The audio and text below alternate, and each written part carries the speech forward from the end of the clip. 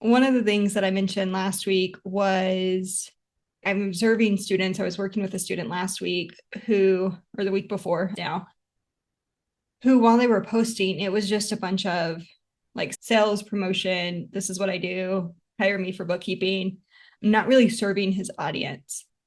And I think that's a very common mistake. And I know it's a common mistake because I was also reading just a generic bookkeeping article about finding clients and things like that had popped up. And one of the things that it mentioned that bookkeepers are really bad at is having these overly promotional posts. So today we are taking that deeper dive into how to avoid being overly promotional and create engagement, create something of value. Okay. If you are watching the replay and you want to see any visuals in future episodes, we are also on YouTube, but you can find us in podcasts pretty much everywhere. Okay. So why does strategy matter? We talk about this a lot because it comes up, but strategy ensures that your posts start to align with your goals, whether that's brand awareness, lead generation, or just building trust with your audience. Megan, for example, builds trust with her audience, which then leads to lead generation.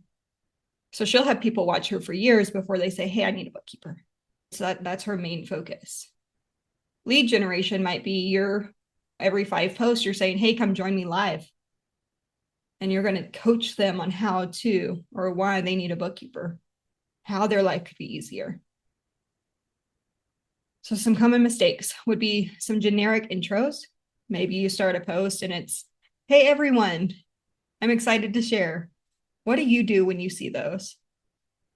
You probably lose attention on it pretty quickly because it's like about them and you're like, I don't for that. Selfishly, that's just how we are on Facebook. We're looking to be entertained, educated, informed, have friendships, things like that, to cheer people on. So sometimes excited to share if we're interested in the person, but some of your leads aren't interested in you. They're interested in their problem. So how do we serve them? Unclear messaging. Posts should focus on one clear idea. Sometimes we try to throw everything into a post because we put a lot of time and effort into it, and we just want to throw all the spaghetti at it. Trying to say too much confuses your audience. Okay. Lack of visual appeal. And sometimes men have a hard time with this. Sometimes they're so simple that it is perfect. So if you're struggling with that, make it simple. Keep it simple. Make sure that when you're doing your post, you make it consistent to who you are, to your brand. So if your colors are black and red, you might have a black, not like a filter, but like a black overlay on the picture. And then if you have text on it, does that make sense? Like it's going to have the same theme feel to it. You might have your logo, you might not, really depending on what the intention of the post is and where you're posting that. So people do scroll really quickly through Facebook. You have to get their attention super quick. And if you have a video, think of the video, like even if it's 30 seconds, the first 3 seconds should stand out as its own video. They should get to know everything that they need to know to either stay watching or to click off, right? So if you don't give them everything that they need to know in the first 3 minutes, they're going to be gone. Okay. So how do we grab attention with that first sentence? We just said what not to do. What do we do? So we can use storytelling, a bold statement. Yeah, we can blame TikTok for gotta grab that quick attention. And our attention spans have just gotten shorter. So as I'm responding to comments.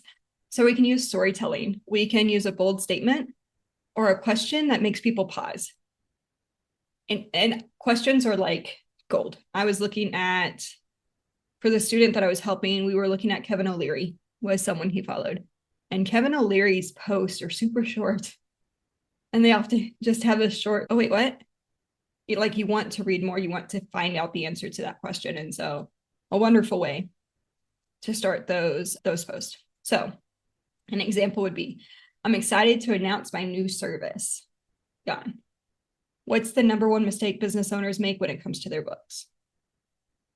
Do you see the difference? So I'm excited to announce my new service. Or what's the number one mistake business owners make when it comes to their books? Okay.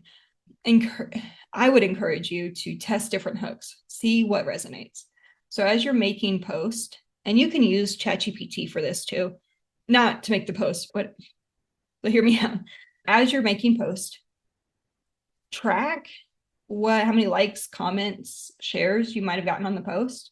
And then over a month period, take all of those posts and the engagement, put them into ChatGPT and say, this is my goal. Can you analyze these posts? What resonated with my audience? Especially if you're not comfortable doing it yourself, get that second opinion from something like ChatGPT and just say analyze. It's really good at analyzing the data we give in, but it's also only as good as the data we put in. Okay. If you need help with that, feel free to reach out. Okay. Our ultimate goal is to connect with our ideal clients we want to work with. When you're starting out, you might not know exactly which client you want to work with, but we can start with, so I started with, when I started figuring out, okay, not just any business owner, I need a business owner that's willing to pay me, was my first problem, right? I did business owners that were earning about 300,000 in revenue, were at least 3 years into business. So they had filed like 3 years worth of tax returns, 2 to 3 years. And they had at least 3 other people they were paying, whether it was contractors or employees, I didn't care. But 3 people they were paying routinely on a monthly basis. Because what I was finding was the solopreneur that wasn't paying anyone, and I was the first person they were paying, I became their biggest expense. So I did the first one cut. And it was just stressful to that new business owner now paying, sometimes it was $75 a month, but having that bill really can stress business owners out that haven't gotten to that level. But $300, $500, $1,500 a month can really be stressful to clients who don't already have a history of being used to paying people. Okay. We're going to use visuals that stand out. We're going to share stats, such as posts that, so if you want to share a stat and you have a visual, how many business owners fail in the first year without a bookkeeper? How many business owners failed because they didn't have a bookkeeper? So stats like that, or just a good visual. It could be a behind the scenes shot of you. I tell students all the time, and I don't have my phone on me. That's hilarious. But just turn around and say, hey, show your computer, show your stuff. And often what happens, even if you want to go live, quickly, you have QuickBooks up, you're not going to share personal information. If you really need to click on the sample company, share the sample company. But turn around and say, hey, I just saw that this business owner is making this mistake. Watch out for this. This is how you can prevent this mistake, especially if you're doing live. Okay.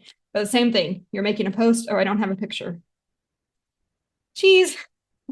As cheesy as that is, seriously, just go to town or take a picture of your desk, of you typing, things like that. Okay. So writing effective call to actions, such as, Allie's really good at doing this.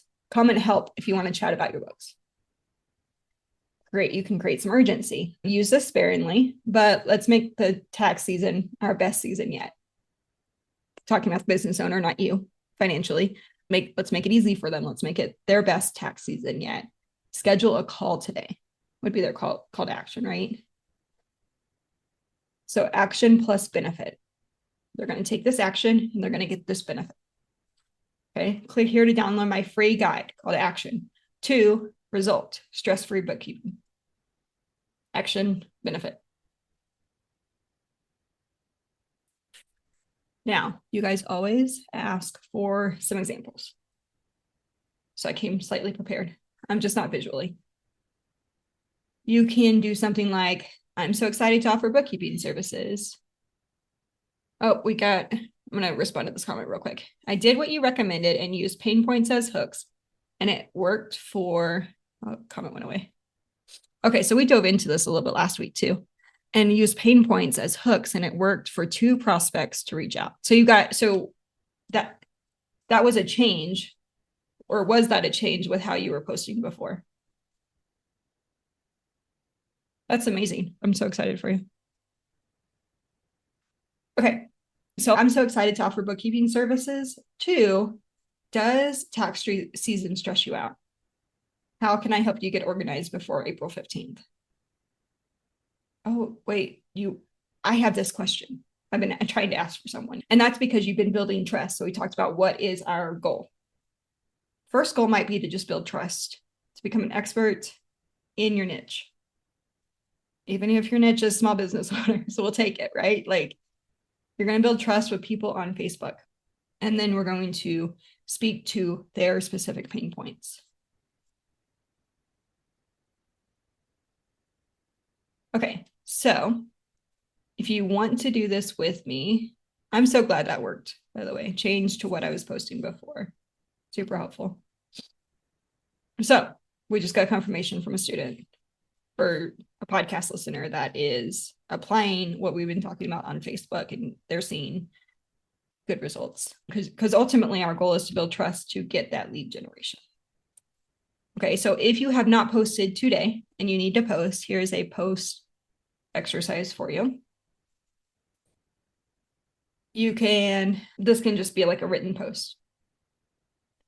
Hook. What is one of the biggest challenges your clients face? So you're going to start the post with addressing what is the biggest challenge your clients face.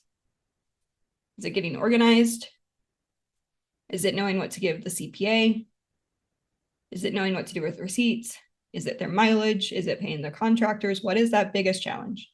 And if you didn't watch last week's episode, Allie, can we link it? We're going to link it below just because it's such a good part 1 to this. And we really dove into how to identify what your clients face. Okay, then the body of that post is going to be, how do you solve that problem? And then what action do you want them to take? Comment help, ask your question below, download my free guide. Okay, if you do this exercise, feel free to comment with your post and we can review it together. Okay, before we get into questions, how often do you post? Guys, if you're not used to posting and you're having a really hard time with this, do once a week. Showing up once a week is going to be more than enough. There are some additional things we can do on top of that if you're at least posting once a week to create a strategy around that. Okay, so don't get too caught up on I need to post 10 times a day. If you're trying to 10x your business though, like in the next 3 months, you might want to be posting 10 times a day. And how do you do that? Like, how am I going to create those types of the post? We suggest having 3 pillars that you post to on Facebook. Your pillar is you're a bookkeeper. So you're the financial expert, you're the money expert, you're the business expert. So anything related to a business owner's business, money management, bookkeeping, things like that. And then it's going to be 2 supporting pillars. So that could be business encouragement. What else are your business owners dealing with? Payroll, hiring. Okay, that might be a secondary. Maybe it's your family because you know that you are doing your business for your family and creating that work-life balance. So your 3rd pillar would be work-life balance.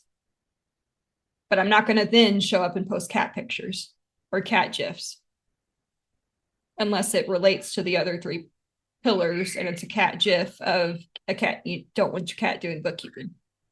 Does that make sense? Okay. One thing, Denise DT, I was watching an episode of something like a short video she did or something. She was talking about how she schedules her social media posts. And she was using a scheduling software. So you could use something like a Quip 360 for that. And she, instead of posting Monday, Tuesday, Wednesday, Thursday, Friday, Monday, Tuesday, Wednesday, Thursday, Friday, right? For all 4 weeks, she would do all the Mondays, all the Wednesdays.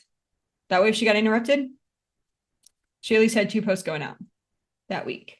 Then she would come back or continue Tuesday, Thursday, or maybe just Tuesday because she got interrupted by her kids or whatever you have to do. You can plan a month at a time, week by week. So at least start with Mondays, Wednesdays, to pick a day, and then just plan out the next 4 posts. Even if you don't schedule it, if you're like, hey, I really don't want to schedule, I want to post them, go ahead and create them, have them ready to go.